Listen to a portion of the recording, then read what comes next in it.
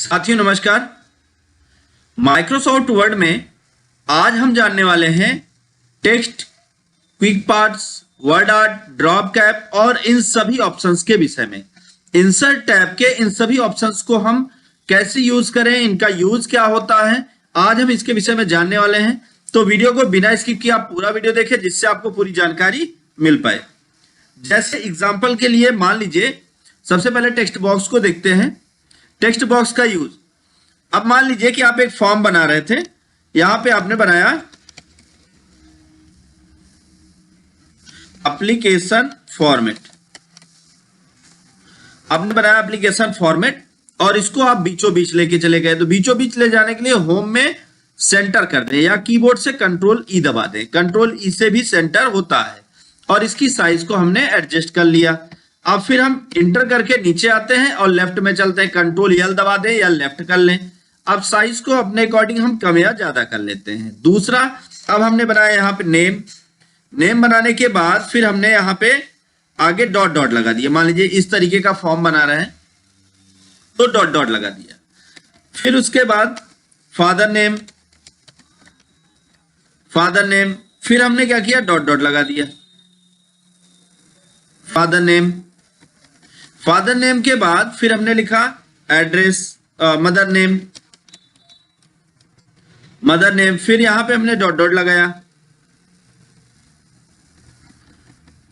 अब ये लगाने के बाद अब मान लीजिए कि हमको लिखना है date of birth, mobile number, आप ऐसे सारी फील्ड बना लीजिए जिसकी आपको जरूरत है।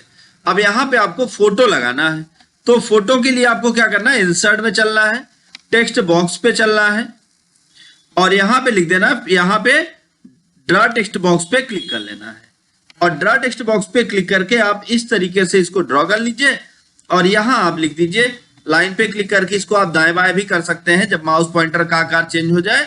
अब उसके बाद यहां पे आप लिख दीजिए फोटोज या लिख सकते हैं paste your photo, paste your recent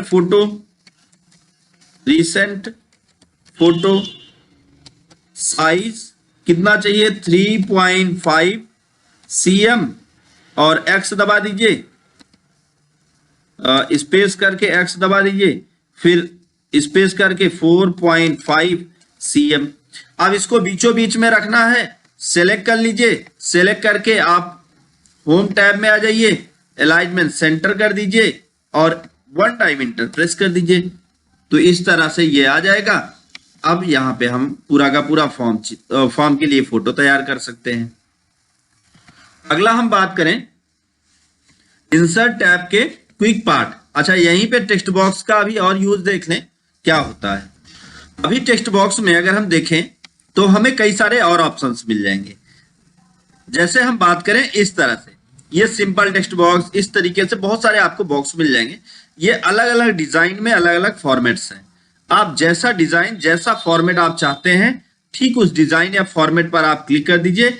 ये देखिए पेज के बीचों बीच में ठीक वैसा ही फॉर्मेट यहाँ पे बन के तैयार हो गया है। जो भी आपको चेंजिंग करनी है यहाँ टेक्स्ट में चेंजिंग कर सकते हैं। और फिर उसके बाद जैसे हमने ये लिख दिया, अब आप देखिए पेज में तो ठीक वैसा ही टेक्स्ट बॉक्स यहाँ पे ड्रॉ होके दिखाई पड़ेगा और यहीं पे आपको और भी फॉर्मेट मिल जाएंगे। आप उन फॉर्मेट का भी यूज कर पाएंगे बहुत ही आसानी के साथ। आप जिस फॉर्मेट का यूज करना चाहते हैं आप उस फॉर्मेट को यहाँ पे अप्लाई कर लें और ये फॉर्मेट यूज कर सकते हैं। जैसे हम कलरफुल फॉर्मेट चाहते हैं तो कलर ले लीजिए, ऊपरी हिस्से पे आपको इस तरीके की ड्राइंग मिल जाएगी, यहाँ पे आप अपना टेक्स्ट बॉक्स ड्रॉ कर सकते हैं। अब हम बात करें, ये तो हो गया टेक्स्ट बॉक्स, उम्मीद है आपको टेक्स्ट बॉक्स समझ में आया होगा। अब हम बात करते हैं क्विक पार्ट की। क्विक पार्ट का यूज क्या होता है। क्विक पार्ट का यूज, मान लीजिए ये क्विक पार्ट है, क्विक पार्ट में आपको ऑटो और यहाँ पे डॉक्यूमेंट, प्रॉपर्टी, फील्ड और बिल्डिंग ब्लॉक्स, ऑर्गेनाइजेशन, तो बहुत सारे आपको मिल जाएंगे। तो चलिए हम यहाँ पे सबसे पहले कर्सर को वहां पे रखते हैं, इसको डिलीट कर देते हैं, कर्सर को वहां पे रख देते हैं जहां पे हमें इसको तैयार करना है। अब ऑटो टेक्स्ट में किस तरीके का टेक्स्ट चाहिए आपको, ऐसा चाहिए, ऐसा चाहिए, आप जो टेक्स्ट चाहिए आप उसको क्लिक करिए और ये आपके पेज में इंसर्ट हो जाएगा। इसी तरीके से अगर हम क्विक पार्ट में देखें डॉक्यूमेंट प्रॉपर्टी में, तो यहाँ पे आपको कई सारे डॉक्यूमेंट, जैसे आपको टाइटल लिखना है, तो आप टाइटल कर दीजिए, तो टाइटल यहाँ पे आ गया। तो अब जो भी आप चीजें लिख दें वो आपके टाइटल पे यहाँ पे ऐसे शो करने लगेगा। अगर टाइटल को आप डिलीट करना चाहते हैं, लाइन पे क्लिक करिए और कीबोर्ड से डिलीट बटन दबा दीजिए। इसी क्विक पार्ट में आपको फील्ड मिल जाएगा, आप फील्ड पे क्लिक करिए। आपको यहाँ पे फार्मूला से लेके बहुत सारे और ऑप्शन मिल जाएंगे जिनका आप यूज कर पाएंगे। जैसे हम बात करें यहाँ पे मान लीजिए आपको फार्मूला यूज करना है, तो फार्मूला आप यहाँ पे कर सकते हैं। आप सम फार्मूला चाहते हैं, अगर आपने मान लीजिए कौन सा टेबल बना रखा है, एग्जांपल हम आपको करके दिखा दें तो आपको समझ में आ जाएगा। जैसे हमने ये टेबल बना रखा है, अब यहाँ पे हमने लिखा 10, 20, 30 एंड 40। अब हमने यहाँ पे क्लिक कर दिया। अब हम आ गए इंसर्ट में और फिर क्विक पार्ट में, यहाँ पे फील्ड पे आ जाते हैं। फील्ड में हमने फार्मूला सेलेक्ट कर लिया, फार्मूला लेते हैं। अब यहाँ पे ओके कर देंगे, ऑटोमेटिक ये जोड़ के दे देगा। तो इस तरीके से आप क्विक पार्ट का यूज कर सकते हैं, इसके एक एक पार्ट का। इसी तरीके से आपका ये अगला ऑप्शन है, इसको मैं डिलीट कर दूं। पहले टेबल डिलीट करते हैं, लेआउट में चल के डिलीट के अंदर टेबल। अब हम बात करें यहाँ पे इंसर्ट में, अभी क्विक पार्ट में ही देखें तो यहाँ पे आपको मिल जाएगा बिल्डिंग ब्लॉक्स ऑर्गेनाइजेशन। तो यहाँ पे हम कोई भी एक सेलेक्ट कर लें, किस तरीके का डिजाइन, किस तरीके का स्टाइल चाहते हैं। कोई एडिटिंग करना चाहते हैं वो आप एडिटिंग को सेलेक्ट कर ले और फिर आप इंसर्ट करें, यह आपके पेज में इंसर्ट हो जाएगा। तो इस तरीके से बनी बनाई डिजाइन्स को आप बहुत ही आसानी के साथ अपने पेज में इंसर्ट कर सकते हैं। उम्मीद है आपको क्विक पार्ट्स भी समझ में आया होगा। अब हम वर्ड आर्ट की बात करें। वर्ड आर्ट का यूज कब करते हैं, जैसे आपको कभी हेडिंग तैयार करनी है या कभी कहीं आपको अपने टेक्स्ट को थोड़ा डिफरेंट लुक देना है, बेहतरीन आपको रिप्रेजेंट करना है अपने टेक्स्ट को, तो वर्ड आर्ट कर सकते हैं। तो वर्ड आर्ट हमने ये क्या किया, ये हमने लिख दिया वर्ड आर्ट। मान लीजिए इसमें अपना नाम लिखना चाहते हैं स्टाइल में, और या आप इसको कैपिटल में करना चाहते हैं तो कैप्स लॉक ऑन कर लीजिए। अब आप जो लिखेंगे वो सब कैपिटल में दिखाई पड़ेगा। अब हम इस पे और भी फॉर्मेटिंग कर सकते हैं, इसकी साइज को भी हम इंक्रीज और डिक्रीज कर सकते हैं। होम टैब से जाके यहां से हम इसकी साइज को भी बढ़ा देते हैं और साइज को एडजस्ट करने के बाद इसको अलग अलग डिजाइन में कर सकते हैं।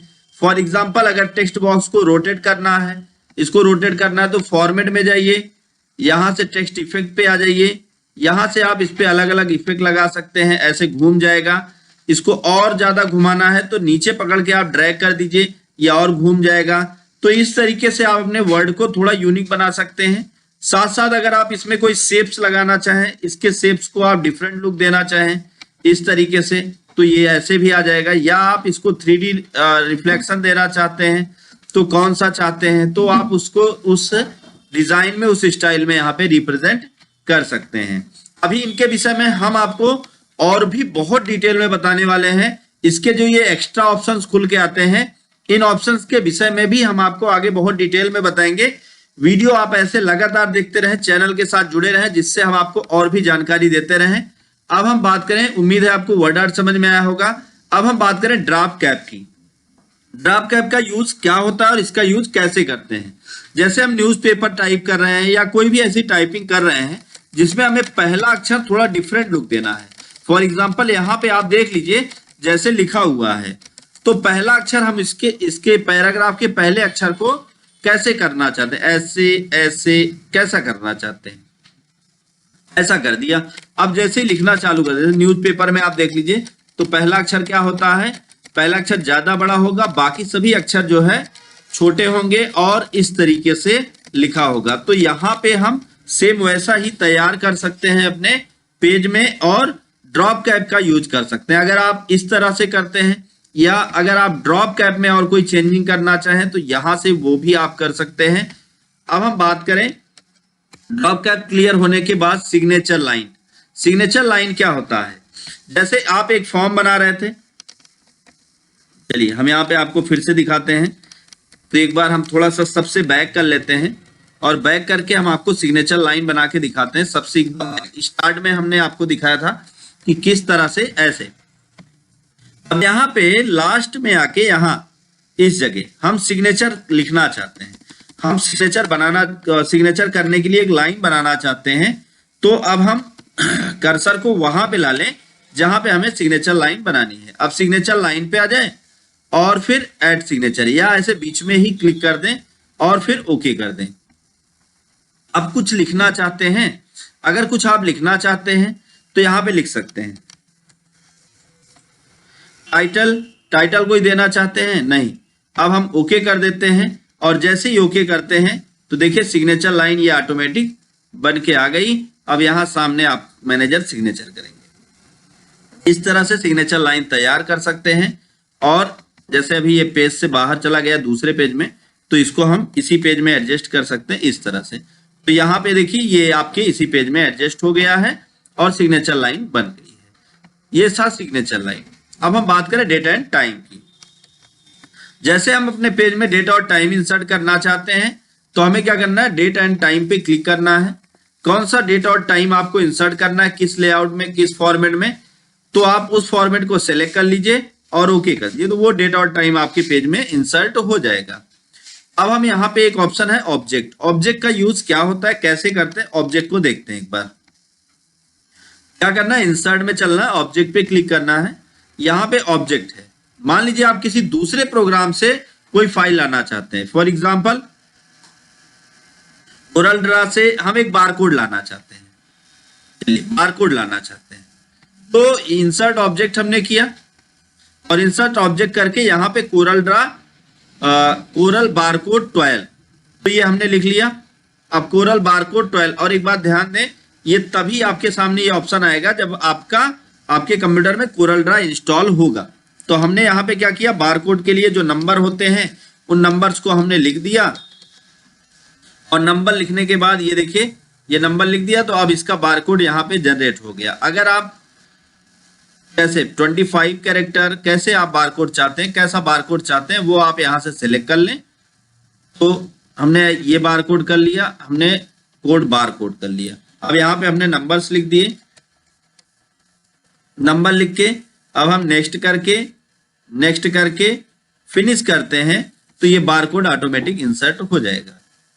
मान लीजिए आप पेंट से कोई ड्राइंग लाना चाहते हैं तो इंसर्ट ऑब्जेक्ट पर क्लिक करिए, बिटमैप इमेज को चुनिए, ओके करिए। किसी भी प्रोग्राम से आप डायरेक्ट यहाँ पे कुछ भी ला सकते हैं। जैसे अभी हमने क्या किया, पेंट में यहाँ पे इस तरह से ड्राइंग बनाई और इसको क्लोज किया तो ये ऑटोमेटिक आपके पेज में आ जाएगा। अब इंसर्ट टैब के टेक्स्ट फ्रॉम फाइल का यूज करके देखते हैं। टेक्स्ट फ्रॉम फाइल पे जैसे किसी भी हम ऐसे पेज में काम कर रखे हैं जो टेक्स्ट डॉक्यूमेंट है, तो उसके डॉक्यूमेंट को कैसे लाएं। तो जैसे ये यहाँ पे एक फाइल सेव है ऑलरेडी, तो इसके डॉक्यूमेंट को इसमें जो लिखा गया है उसको लाना चाहते हैं। तो देखिए हमने जैसे इंसर्ट किया ये पूरा का पूरा हमारे पेज में इंसर्ट हो गया। मतलब किसी दूसरे पेज में बने हुए कंटेंट को आप वन क्लिक में अपने पेज में इंसर्ट कर सकते हैं बहुत ही आसानी के साथ। उसके सारे टेक्स्ट, उसमें बनाया डिजाइन, वो सभी आपके पेज में इंसर्ट हो जाएगा। अब हम बात करें इक्वेशन। इक्वेशन मतलब होता है समीकरण।